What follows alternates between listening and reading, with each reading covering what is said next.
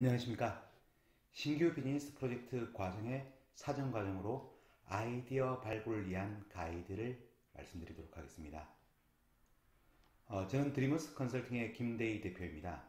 저는 현재 교육업계 이사의 아이템 발굴 및 검증 프로젝트 PM을 맡고 있으며 B사의 사내벤처 프로젝트 PM을 맡고 있습니다. 그리고 서울 창업 디딤터 입주 스타트업의 고객 경험 진단 프로젝트 PM을 맡고 있으며 스타트업, 신사업, 사내벤처 관련해서 프로젝트 컨설턴트 그리고 강사로서 활동을 하고 있습니다. 먼저 현업 관련한 신규 비즈니스 발굴 케이스를 살펴보도록 하겠습니다. 아래의 사진은 이누스의 방수비대 모습인데요. 이누스는 2014년 방수비대를 출시하였습니다. 그리고 56개국에 수출하고 유럽 시장 점유율 2위, 그리고 2014년 출시 후에 1년 만에 100억 매출을 돌파했습니다. 비대 매출은 참고로 2011년 110억에서 2015년 338억까지 성장을 하였습니다. 자, 이렇게 훌륭한 아이디어는 어떻게 나왔을까요? 두 번째 케이스를 살펴보도록 하겠습니다. 이 상품은 2012년에 출시된 상품이며 유선 인터넷 관련해서 최다 판매 상품입니다. 이 상품의 특징은 기존의 랜선만 제공하는 것이 아니라 여기 사각형 쳐져 있죠. 무선 공유기를 한 대 지급하는 상품입니다. 그래서 인터넷을 설치하면 무선 공유기가 기본으로 제공되는 건데요. 이렇게 유선 인터넷의 최다 판매 상품은 어떻게 나오게 되었을까요? 다음 케이스는 다음과 같습니다. 체험학습이라는 것이 있습니다. 주로 이제 어머니가 자녀를 데리고 경복궁 같은 데 가게 되는데요. 가면 고려 말이 어땠고 조선시대가 어땠고 사정되는 의미는 무엇이고 근정되는 의미는 무엇이고 그리고 고려 말과 조선시대의 역사가 어떻다 이런 것을 알려주는 것이 체험학습입니다. 주로 이제 한국사 관련해서 많이 하는데요. 이 상품은 학교 앞에서 출발하는 상품입니다. 그래서 학교 또는 지하철역 앞에서 아이를 픽업해서 데려가는 상품인데요. 부모님들에게 굉장히 많은 인기를 끌고 있는 좋은 상품인 것 같습니다. 그렇다면 이러한 상품은 어떻게 나왔을까요? 자, 하나씩 살펴볼까요? 이러한 사례들에서 공통점이 있습니다. 첫 번째는 고객이 원하는 것 또는 고통 요소를 먼저 파악을 했습니다. 먼저 비대를 볼까요? 방수 비대와 관련해서는 기존의 고객들이 이런 니즈가 있었습니다. 비대를 쉽고 편리하고 깨끗하게 닦고 싶다. 왜냐하면 이제 우리가 그런 부분이 있지 않습니까? 비대는 전자제품이니까 물이 들어가면 안 됩니다. 그렇기 때문에 비데를 청소하려면 랩을 씌운다든지 헝겊으로 닦는다든지 칫솔로 구석구석 조심스럽게 닦아야 되는 부분이 있었습니다. 자, 그런데 비데를 쉽고 편리하게 깨끗하게 닦고 싶은데도 불구하고 산업의 고정관념, 통설, 전자제품이니까 물이 들어가지 않도록 주의해 주세요 라는 단어만 있기 때문에 고객은 비데를 쉽고 편리하게 깨끗하게 닦을 수 없었습니다. 이러한 문제를 해결하기 위해서 방수 비데가 나오는 거죠. 두 번째 케이스 살펴볼까요? 이 케이스는 2012년 사례였는데요. 실내에서 사람들은 스마트 기기, 노트북이라든지 스마트폰 이런 것들을 저렴하게 비싼 요금제 쓰지 않고 빠르게 사용하고 싶어 했습니다. 근데 실상은 어땠을까요? 네, 맞습니다. 유선 인터넷 사업은 랜선만 판매하고 있었습니다. 요즘 랜선 많이 얘기하시죠? 그리고 무선 사업은 휴대폰만 팔고 있었습니다. 즉, 통신사는 고객의 니즈를 대응하지 못하고 있었다는 거죠. 체험학습을 볼까요? 체험학습에서 부모님, 특히 어머니들은 휴일, 특히 토, 일요일인데요. 휴일에 휴식을 취하고 싶어 했습니다. 아니, 휴일만이라도 휴식을 취하고 싶다는 니즈가 굉장히 많았습니다. 그런데 체험학습은 이런 고정관념, 통설이 있습니다. 체험학습은 부모님이 아이를 데리고 체험학습 장소에 와야 된다. 그래서 부모님은 휴일에 휴식을 취할 수 없었죠. 아이를 데리고 와야 되니까요. 자, 다시 한번 볼까요? 이 사례들에서 나타나는 공통점은 이런 겁니다. 고객들이 원하는 것이 발굴되었습니다. 그런데 우리 산업은 특정한 고정관념, 특정한 통설 때문에 그것을 해결하지 못하고 있었습니다. 그래서 고객이 고통을 받고 있었고 문제를 해결하지 못하고 있었습니다. 이 사례들의 공통점은 고객이 원하는데도 불구하고 산업의 고정관념, 통설 때문에 해결하지 못한 것들을 해결한 아이디어인 것 같습니다. 사실 우리가 이제 현업에서 다양한 일을 하고 있습니다. 근데 현업의 업무와 관련해서 새로운 아이디어를 내기 위한 원리도 이런 것 같습니다. 우리가 하고 있는 사업, 우리가 판매하고 있는 제품과 관련해서 고객이 원하는 것 또는 고객의 고통 요소는 무엇일까? 그리고 가능하다면 우리 산업의 고정관념, 통설 때문에 고객이 원하는 것을 방해하는 것은 무엇일까? 그 두 가지를 찾는다면 여기서 보시는 것처럼 좋은 사례들을 많이 발굴하실 수 있을 것 같습니다.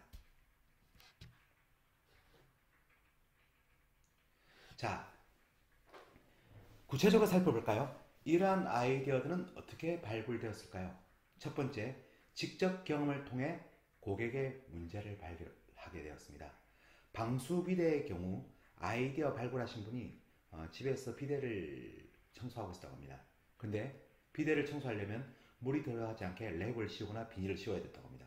그리고 칫솔로 구석구석 닦는 게 힘들었다고 합니다. 근데 이렇게 닦는데도 불구하고 잘 닦여지지가 않았다고 합니다. 게다가 우리나라 화장실은 습식 화장실입니다. 즉 습기가 들어갈 수밖에 없는 환경이라는 거죠.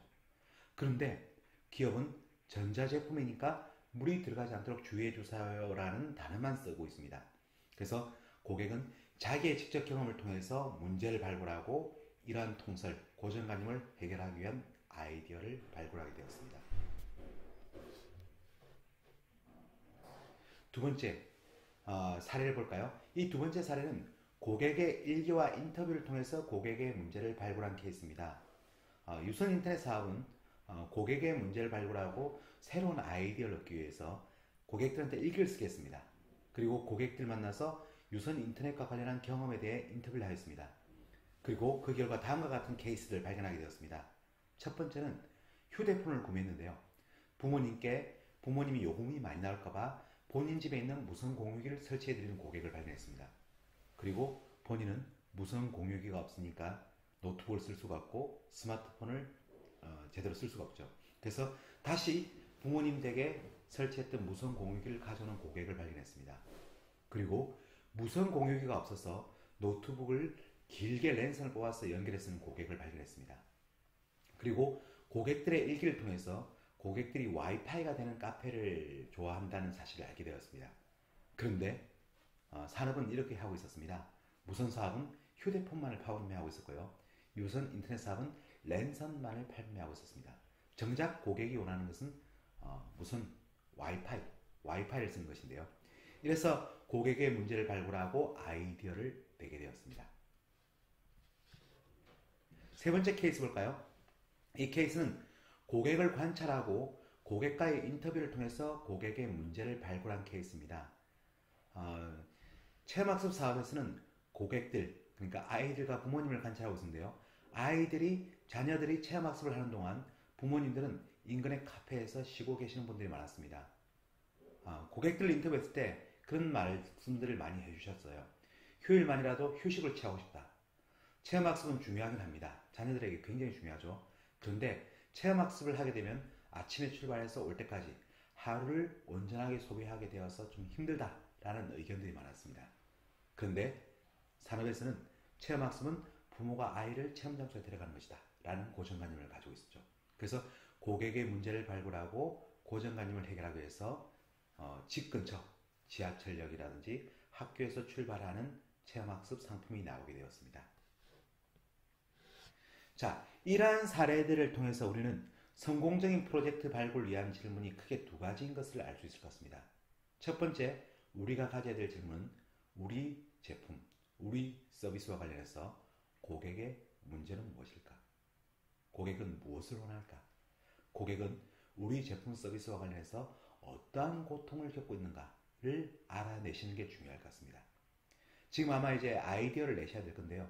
우리 제품, 우리 서비스와 관련해서 고객이 무엇을 원하는지, 무엇을 더 추가적으로 원하는지, 어떠한 고통을 겪고 있는지, 어떠한 도움을 필요로 하는지를 한번 파악해 보시길 바랍니다. 두 번째, 이러면 가장 좋겠죠. 고객의 문제에도 불구하고 유지되고 있는 업계의 고정관념, 정서를 뒤집으면 어떠한 기회가 있을까? 우리 산업은 어떠한 고정관념이 있을까? 우리 산업은 어떠한 정설이 있을까를 한번 생각해 봐 주십시오. 그런데 이러한 고정관념과 정설이 나쁘다는 것은 아닙니다. 이러한 고정관념과 정설은 우리가 사업을 성공시켜 왔기 때문에 만들어진 것입니다. 다만 이러한 부분들이 고객의 문제 해결에 방해될 때, 고객의 니즈 충족에 방해될 때 이러한 고정관념과 정서를 뒤집으면 새로운 아이디어의 기회가 있을 것 같습니다.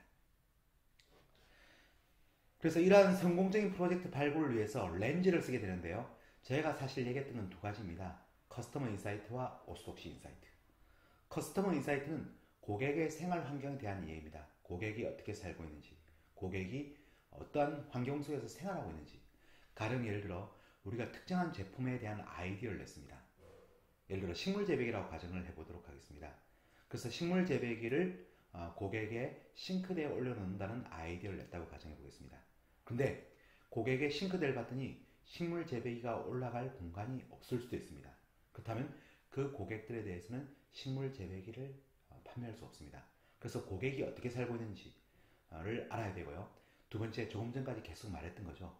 고객이 해결해야 되는 일이 무엇일까? 또 고객은 어떠한 고통을 겪고 있는 것인가?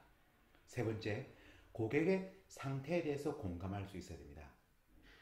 렌트 더 런웨이라는 회사가 있습니다. 이 회사는 드레스를 대여해주는 회사인데요. 10분의 1 가격에 드레스를 대여해주고 있습니다. 최초에 제 아이디어가 나올 때 이랬다고 합니다.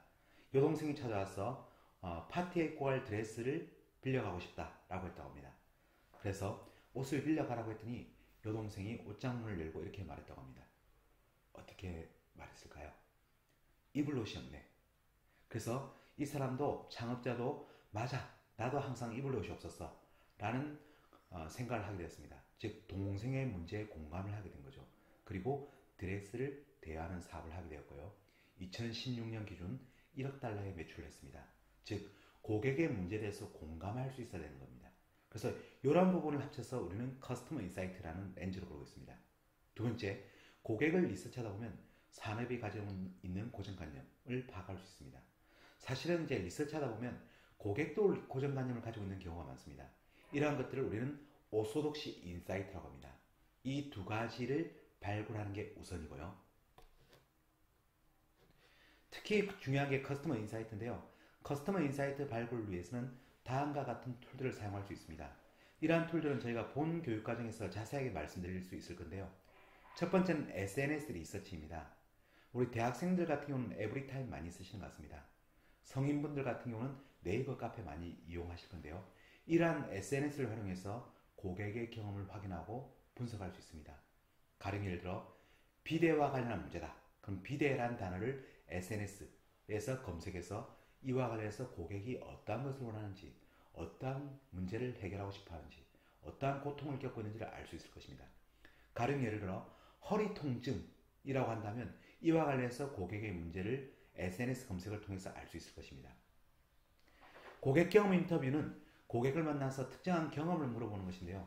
예를 들어 가지고 정보를 어떻게 얻었는지, 그리고 구매를 어떻게 했는지, 어떻게 AS를 받았는지, 어떻게 사용하고 있는지 고객의 경험을 청취해 볼 수 있는 기법입니다. 이 부분은 저희가 이제 본 교육 과정에서 자세히 말씀드리겠습니다. 관찰입니다. 관찰은 특정한 테마와 관련해서 고객의 경험을 관찰하고 녹화하는 건데요. 예를 들어 체험학습의 경우 그랬죠. 부모님들이 아이들의 체험학습이 시작되고 나서 어떻게 하고 있는지 관찰을 했습니다. 그 결과 부모님들이 쉬고 싶어 하는구나 라는 것을 알 수 있었습니다. 일기는 특정한 테마와 관련해서 직접 본인이 쓸 수도 있고요. 고객에게 일기를 써달라고 할 수 있습니다.